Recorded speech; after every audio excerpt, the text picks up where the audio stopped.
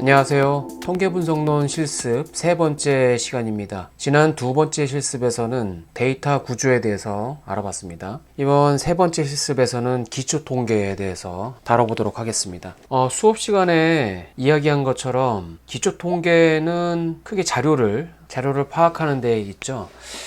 그리고 대부분의 자료 값들은 도수 분포표나 그 자료의 분포가 어떻게 되어 있는지에 대해서 이제 설명하는 것들이 주된 내용이라고 보시면 됩니다. 자료의 분포를 알아보는 방법 중에 여러 가지가 있는데요. 우선 중심성에 대한 내용, 그리고 퍼짐의 정도, 크게 두 가지가 있다고 보시면 됩니다. 그래서 중심성의 대표적인 기술 통계는 평균이 있고요. 그 다음에 잘 아시는 것처럼 중간값 또는 중앙값, 중위값, 이렇게 다양하게 부르는 값이 있습니다. 영어로 메디안이라고 하고요. 그 다음에 최빈값, 모드라고 하죠. 크게 이런 기준들이 있고요. 그리고 자료가 얼마만큼 퍼져 있느냐라는 것을 보여주는 지표로는 기본적으로 범위라고 있습니다. 레인지, 여러분 아시죠? 최대값과 최소값의 차이를 범위라고 하는 거고, 그 다음에 대표적으로 분산이 있습니다. 그 다음에 분산의 제곱근인 표준 편차, 이렇게 볼 수가 있겠습니다. 그래서 여기에 더해서 4분위 수라는 방법론도 자료의 퍼짐에 대해서 알려주는 값이라고 보시면 될 것 같습니다. 그 다음에 시각적으로 자료의 중심성과 퍼짐을 보여주는 방법들이 여러 가지 있는데, 첫 번째로는 히스토그램이 있고, 그리고 상자 그림을 많이 씁니다. 그래서 이번 실습에서는 중심성, 그리고 퍼짐, 그리고 중심성과 퍼짐을 시각적으로 표현하는 방법에 대해서 알아보도록 하겠습니다. 지난 시간까지는 여러분들이 직접 자료를 만들었습니다. 여기 RStudi오에서요. 그래서 행렬이건 또는 벡터건 여러분들이 직접 자료들을 만들었죠. 값을 직접 타이핑을 해서 했는데, 이게 값의 개수가 적으면 그게 좀 가능한데, 현실적으로 여러분들이 어떤 연구를 한다거나 그리고 프로젝트를 할 때 이 통계 자료를 쓸 때 대부분 외부에서 다운로드 받아가지고 사용하는 경우가 많이 있습니다. 그리고 그 자료들의 대부분은 그 개수가 상당히 많이 있어서 그런 내용들을 직접 수기를 입력하는 거는 거의 불가능합니다. 대부분 이제 이렇게 미리 만들어진 자료들을 가져와서 그걸 활용하는 것들이 현실에서는 대부분 그렇게 일어납니다. 그래서 이번 실습에서는 우리가 특정 주제의 자료를 자료 제공 사이트 같은 데서 다운로드를 받아서 그거를 RStudi오로 불러오는 그런 작업을 먼저 실시하도록 하겠습니다. 이번 실습에서 활용할 자료는 통계청이 제공하고 있는 가계동향 자료를 활용할까 합니다. 그래서 그 사이트가 뭐냐면 MDIS라는 사이트입니다. 마이크로 데이터라고 구글에서 한번 검색을 하면 이게 마이크로 데이터 인티그레이티드 서비스, 그러니까 마이크로 데이터 통합 서비스라는 이제 일종의 플랫폼인데요. 여기에 들어가면 다양한 국가 통계들이 좀 저장이 되어 있습니다. 그리고 그런 걸 다운로드 받을 수 있고요. 그래서 일단 이 데이터를 이용하시기 위해서는 먼저 이 사이트에 회원 가입이 되어 있어야 됩니다. 저는 이제 미리 회원 가입을 예전에 해가지고 이 사이트를 바로 이용할 수 있는데, 만약에 여러분들이 어떤 회원 가입이 안 되어 있다면 회원 가입을 하시고 활용하시길 바랍니다. 이거는 이제 무료 회원 가입이니까 어떤 금전적 부담을 가지실 필요 없는 그런 사이트입니다. 자, 여러분들이 회원 가입이 다 돼 있다라고 가정을 하고 일단 한번 자료 사용하는 법에서 말씀드리겠습니다. 여기 이 사이트 첫 홈페이지의 상단 메뉴에 보면 로그인이라고 있습니다. 이 로그인 버튼을 누르고 직접 이제 원 아이디 로그인이라고 있습니다. 그래서 이거를 클릭하면 로그인 페이지가 들어갑니다. 그래서 여러분들의 아이디 그리고 비밀번호를 입력하고 접속하시길 바랍니다. 다음과 같이 로그인 상태로 들어갔고요. 그 다음에 원하는 자료를 어디서 봤냐면 상단 메뉴에서 자료 이용이라고 있습니다. 그래서 커서를 여기다 갖다 대면 이제 드롭다운 메뉴가 나오면서 바로 다운로드 서비스라고 있습니다. 그래서 다운로드 서비스를 클릭을 하고요. 그러면 다운로드를 하기 위한 대화창이 이제 열리고요. 첫 번째 여기 섹션에 보면 다양한 주제의 자료들이 있다라는 걸 여기서 볼 수가 있습니다. 인구, 사회 일반, 범죄 안전, 요게 이제 큰 카테고리고요. 이 안에 들어가면 또 세부 카테고리들이 나옵니다. 이 중에서 우리는 가장 맨 밑에 있는 교육 실습용 카테고리로 가겠습니다. 그러면 이제 세부 카테고리들이 이렇게 나오는데요. 그 중에서 가계 동향 조사라고 있습니다. 이거를 클릭을 하고요. 그러면 교육용, 체험용 이렇게 있는데 그 중에서 교육용을 선택하겠습니다. 그리고 2013년도를 하겠습니다. 그 다음에 여기 밑에 보면 항목 조회라고 있습니다. 항목 조회 버튼을 누르겠습니다. 그러면 관련 자료가 이렇게 뜹니다. 그래서 요 바로 밑에는 이제 메타 자료라고 나오거든요. 이제 메타 자료는 뭐 아시는 분들도 있겠지만 어떤 자료를 만들었을 때 여러 가지 변수들도 있고 그리고 실제로 데이터를 기록하는 값들이 있을 거 아닙니까? 그래서 이 값은 어떤 것을 의미한다라는 여러 가지 설명들이 있는 것이죠. 그래서 이 자료에 관한 설명서들이 들어있는 게 메타 자료라고 보시면 될 것 같습니다. 대부분 변수명에 대한 설명, 뭐 또는 자료가 어떻게 구성되어 있다라는 설명 이런 것들이 있죠. 즉 자료에 관한 자료가 메타 자료라고 보시면 될 것 같습니다. 그래서 이런 뭐 여기뿐만 아니라 어디든 이제 자료를 다운로드 받을 때 이런 메타 자료를 대부분 제공을 합니다. 그래서 그런 것들을 좀 참고를 하시는 게 좋습니다. 웬만하면 다 다운로드 받으시고 본인이 다운로드 받은 원본 파일에 대한 이해가 좀 있으셔야 된다. 이제 그거를 먼저 말씀드리겠습니다. 일단은 설계서 코드집 뭐 그리고 실제 이제 조사 나갔을 때 설문조사 표들이 있잖아요. 그래서 그런 것들 실제 샘플 같은 것도 보여주긴 합니다. 일단은 뭐 짧게 요 가계 동향 조사 교육용 설계서를 다운로드 받도록 하겠습니다. 그래서 요게 항목 조사 항목이라고 돼 있고 가구 구분, 가구 원수 뭐 이런 식으로 돼 있죠. 가구주 성별, 연령, 뭐 가중치, 소득, 가계 지출, 소비 지출에 대한 거 뭐 이렇게 나와 있다고 보시면 됩니다. 그리고 대부분 이제 여기서는 별다른 표시가 없으면 대부분 연속형 숫자로 보시면 될 것 같습니다. 그리고 여기 가구 구분 같은 경우는 이제 1, 2 그러니까 값들이 1 또는 2밖에 없다라고 설명을 하는 겁니다. 그래서 근로자 가구인 경우에는 1이라고 코딩을 했다라는 뜻이고 2라고 하면 근로자 외 가구, 자영업자, 무집 포함한 거 이런 것들을 이런 가구를 2라고 했다고 합니다. 그리고 이제 가구주 성별도 이건 연속형 자료는 아니죠. 요거는 이제 소위 더미 자료. 그래서 이거 아니면 저거. 그런 거죠. 성별은 남과 여만 이렇게 있는 거잖아요. 가구주가 남자이면 1이고 가구주가 여자면 2라고 코딩을 했다라고 미리 이렇게 설명서에 이제 적어 놨습니다. 그리고 뭐 기타 여러 가지 정보가 있는데 그 중에 여기서도 참고 정보가 나옵니다. 전체 조사 자료 중에서 그 중에서 10%만 따로 좀 뽑아서 여기다 담아 놨다라고 얘기하는 겁니다. 자, 이렇게 좀 이해하시면 될 것 같고요. 그래서 이제 본격적인 2013년도 자료 여기 보면 항목이 몇 개가 있냐면 하나, 둘, 셋, 넷, 다섯, 여섯, 일곱, 여덟 이렇게 쭉 해서 21개의 항목이 있다. 변수죠.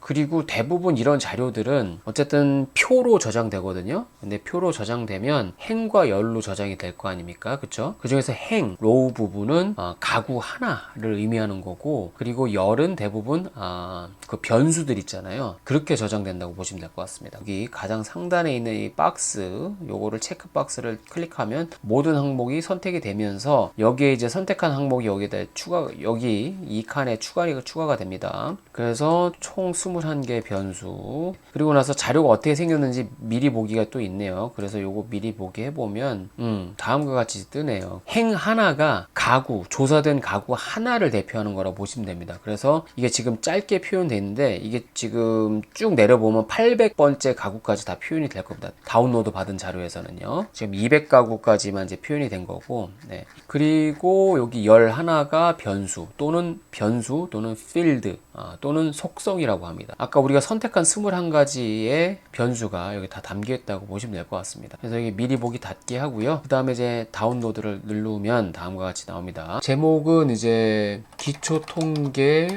실습용 실습에 필요한 자료 다운로드 뭐 이렇게 하겠습니다. 그리고 이용 목적은 여기 보면 이제 카테고리가 있는데 그 중에 이제 교육 및 학습용이라고 있습니다. 요거로 해주시고 그리고 이용 목적 내용은 뭐 마찬가지로 이제 통계 프로그램 실습에 활용할 자료를 다운로드 활용 이렇게 이렇게 기입하고요. 그 다음에 여기 보면 다운로드 옵션 중에서 데이터 형태 그래서 크게 두 가지입니다. CSV 파일하고 텍스트 형태의 파일로 제공을 합니다. 자, 그래서 CSV 같은 경우도 두 가지가 있는데 항목명 포함 그리고 항목명 미포함이라고 되어 있는데 그러니까 이걸 다운로드 받으면 첫 번째 행에 아까 그 변수 이름들을 포함시킬 것이냐 말 것이냐, 순수하게 데이터만 포함시킬 것이냐, 이런 걸 물어보는 거거든요. 근데 우리는 이제 변수까지 다 첫 번째 행의 변수 이름들을 포함시키도록 하겠습니다. 반드시 CSV하고 항목명 포함 요거를 선택을 하시고 그 상태에서 확인을 누르시면 됩니다. 여기 통계 툴 읽기 스크립트, 이거는 여기서는 무시하셔도 좋습니다.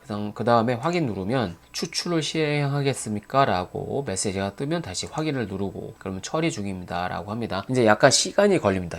아주 긴 시간은 아닌데 어쨌든 다운로드가 진행될 때는 이러한 창이 뜹니다. 그리고 나서 다운로드가 끝나면 다음과 같이 창에 메시지가 바뀝니다. 요청하신 데이터 추출이 완료되었습니다 라고요. 그러면 여기서는 이제 마이 페이지라고 있습니다. 여기로 가면 됩니다. 뭐 지금 여러분 제가 좀 약간 그 모자이크 처리해가지고 잘 안 보시겠지만 그동안 제가 이 사이트를 많이 이용을 했습니다. 그래서 자료를 많이 다운로드 받았는데 그 내역이 이렇게 뜨고요. 아마 여러분 처음 이용하시는 분들은 이게 한 줄만 뜰 겁니다. 그래서 교육실습용 가계 동향조사 교육용 제공 2013년 우리가 방금 전에 다운로드 받은 거예요. 그리고 나서 여기 데이터 보긴 아까 했고 추출 결과 보니까 추출 상태를 보니까 완료라고 돼 있죠. 그리고 나서 추출 결과 중에서 데이터라고 있습니다. 그래서 여기 아이콘 있죠. 목록 아이콘 요거를 클릭하면 이제 여러분 다운로드 폴더로 저장이 될 겁니다. 이걸 클릭하십시오. 그러면 이제 다음과 같은 자료 이용 시 준수 사항에 대해서 이제 숙지하시고 그 다음에 확인 누르고 이제 진행하면 됩니다. 그러면 이제 다운로드가 다음과 같이 진행되고요. 생각보다 빨리 다운로드가 됐습니다. 그래서 대부분 이제 윈도우용 컴퓨터에는 다운로드 폴더 있을 겁니다. 그 다운로드 폴더로 가면 이제 이게 저장이 돼 있을 겁니다. 여기서 보면 폴더 열기 교육용 뭐 이렇게 돼 있고 또 다운로드한 날짜 그리고 나서 데이터 뭐 이렇게 돼 있습니다. 근데 이거는 이제 압축 파일입니다. 그래서 압축을 푸셔야 되는데 여기서 풀지 말고 여러분들만의 어떤 작업 공간에다 따로 저장을 하시길 바랍니다. 다운로드 폴더에 저장된 압축 파일을 저만의 공간에다 넣어놨고요. 복사해서 사용하려고 합니다. 압축을 여러분들 푸시길 바랍니다. 자, 그러면 그리고 압축 풀린 이제 폴더 하나 이제 만들어지고요. 이거는 이제 원재료로 그냥 놔둘 거고요. 여기 안에 들어가 보면 압축 풀은 거기 보면 이렇게 2013 교육용하고 뭐 다운로드 받은 일자하고 뭐 이렇게 나올 겁니다. 그럼 이제 이게 여러분의 원 자료가 되는 겁니다. 이거는 CSV 파일입니다. 이거를 복사해서 다른 작업 공간에 만들어 놓도록 하겠습니다. 카피본을 여기 자 다음과 같이 복사를 했고요. 그리고 여러분들 반드시 주의하실 거는 앞으로 R 사용할 때도 마찬가지입니다. 외부의 파일을 이렇게 불러올 겁니다. 이따가 그 CSV 파일을요. 그래서 그럴 때 파일 이름은 한글로 이름 지어진 파일 이름은 무조건 로마자 알파벳으로 바꿔 주십시오. 그래야지 별 문제가 안 생깁니다. 그래서 약자로 그냥 HH라고 할게요. 그리고 언더바 그리고 서베이 이렇게 하고 언더바하고 2013. 그 다음에 이 파일을 한번 열어보도록 할게요. CSV 파일을 오른쪽 클릭해서 연결 프로그램이라고 있습니다. 여기로 가서 여기 다른 앱 선택이라고 있습니다. 대부분 이제 다 엑셀을 갖고 있다라고 가정하고 말씀드리는 겁니다. 그러면 엑셀에서 여는 게 좀 편하다. 그러면 이렇게 엑셀을 선택하고 항상 이 앱을 사용하여 CSV 파일 열기 이렇게 요걸 선택을 해주시면 그리고 확인하면 아무튼 이렇게 설정을 해두시면 나중에 그냥 더블 클릭만 해도 이제 열리게 됩니다. 자, 그 다음에 아까 우리가 본 것처럼 아까 우리가 21개의 변수를 선택했었잖아요. 그래서 여기 보면 가구 구분, 가구 원수, 그리고 가구 성별, 연령 이렇게 다 나왔어요. 이거 개수를 보면 21개가 맞아요. 그래서 이렇게 지금 자료가 잘 다운로드 된 것 같고요. 그리고 요거를 가장 밑으로 내려가 보면 802라고 돼 있죠. 801행까지 들어가 있어요. 이 얘기는 뭐냐면 지금 가장 맨 위에 있는 첫 번째 행은 뭐죠? 이거는 그 자료값이 아니고 필드 이름인 거잖아요. 그래서 이 부분은 이제 자료값으로 쳐주지 않고 두 번째 필드부터 800 가구에 대한 자료가 저장이 돼 있다. 그렇게 보면 될 것 같습니다. 자, 다시 한번 말씀드립니다. 이런 보통 여러분 앞으로 작업을 하실 때 이런 엑셀 파일이나 아니면 엑셀 표에다 이렇게 표 형태로 어떤 자료를 저장하시겠다 하면 가급적 어떤 관측의 대상이 되는 거는 항상 이 행 기준으로 저장하시길 바랍니다. 그리고 소위 변수라고 하는 거 그리고 정보라고 하는 건 이렇게 열 단위로 자료를 구성하시길 바랍니다. 이게 대부분 많이 통용되는 형태의 포맷이라고 보시면 됩니다. 제가 요청드리고 싶은 거는 뭐냐면 아까 파일 이름은 한글로 짓지 말라고 했죠. 그와 마찬가지로 이렇게 변수 이름들 있지 않습니까? 첫 번째 행에 있는 이런 필드라기도 하고 변수라기도 하고 뭐 아니면 속성이라고 하는 이런 것들의 이름은 또한 한글을 피하십시오. 예, 이건 무조건 제가 요청드립니다. 무조건 한글을 피하시고 로마자 알파벳을 사용하시길 바랍니다. 로마자 알파벳 그리고 숫자 조합 이것까지 괜찮습니다. 특수기호는 안 됩니다. 아시겠죠? 그래서 여기서 우리가 해야 될 게 뭐냐면 이 CSV 파일에 지금 현재 이거 CSV 파일을 엑셀 프로그램으로 불러와서 보는 겁니다. 이 CSV 파일에서 한글로 기입된 이 변수 이름을 로마자 알파벳으로 바꿀 겁니다. 이 가구 구분 요거는 그냥 타입이라고 할게요. 타입. 예. 그리고 가구 원수는 HH 멤버 이렇게. 그리고 가구주 성별인데 이거는 female이라고 할게요.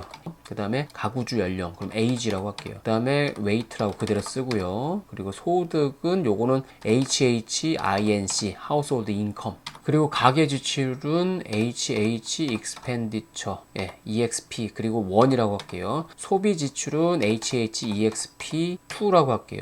그 다음에 여기 식료품 및 비주류, 음료 이 부분은 food, FD, and beverage 이렇게 FD, BVRG 이렇게 할게요. 그 다음에 주류 및 담배 이거는 알코올, ACL 그리고 타바코, TBCC 이렇게. 그리고 의류 및 신발, clothings 이렇게 하고요. 주거 및 수도 광열, 주거비라고 할게요. housing 그리고 가정용품 및 가사 서비스, 아이템스 이렇게 할게요. 보건, 헬스, 교통, 트랜스포테이션인데 너무 길으니까 TRNSP 이렇게 할게요. 통신, 커뮤니케이션, CMM 그 다음에 오락 문화, 레저라고 할게요. 레저 그리고 컬처 레저라고 할게요. LSR 그리고 교육 에듀케이션 할 때 edu 그리고 음식 숙박 어코모데이션이라고 할게요. ACMM 그리고 기타 상품 및 서비스 others 이렇게 할게요. 그리고 비소비 지출 HH expenditure 3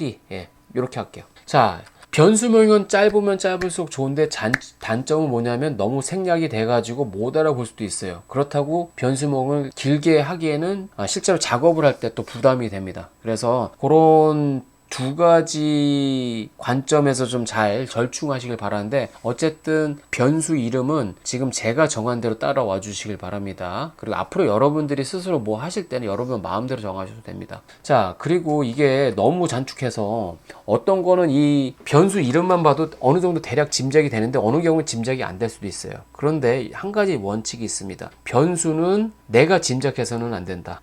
비록 그게 아는 것일지라도 아시겠죠? 대부분 이제 이 변수가 무엇을 의미하는지에 대한 어떤 설명서가 같이 있어야 돼요. 그래서 이렇게 만들고 노트를 필기를 해 놓으시거나 아니면 따로 뭐 만들어 놓으시면 돼요.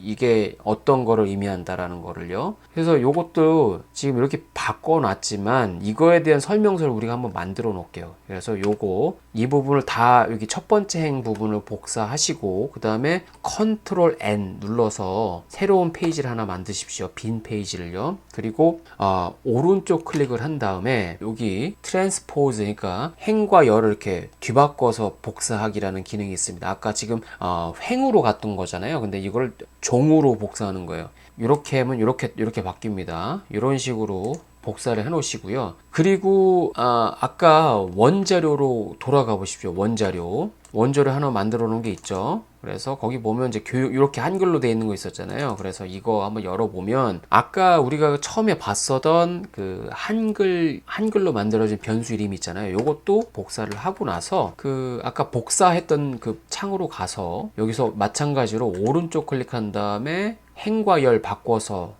붙여넣기 요거 있잖아요. 요걸 누르면 다음과 같이 세로로 붙여넣기가 됩니다. 그리고 원자료 있잖아요. 원자료 요 파일은 그냥 닫으시면 됩니다. 자, 그리고 여기 보면 이거가 사실은 이제 우리가 분석에 사용되는 그 데이터셋에서 변수명을 이렇게 지을 건데 이걸 못 알아볼 수도 있으니까 여기에 대한 설명을 넣어준 거예요. 그래서 이거를 저장을 하세요. 그래서 한글로 이름을 줘도 됩니다. 그리고 엑셀 파일로 저장해도 되고요. 그래서 저는 이렇게 할게요.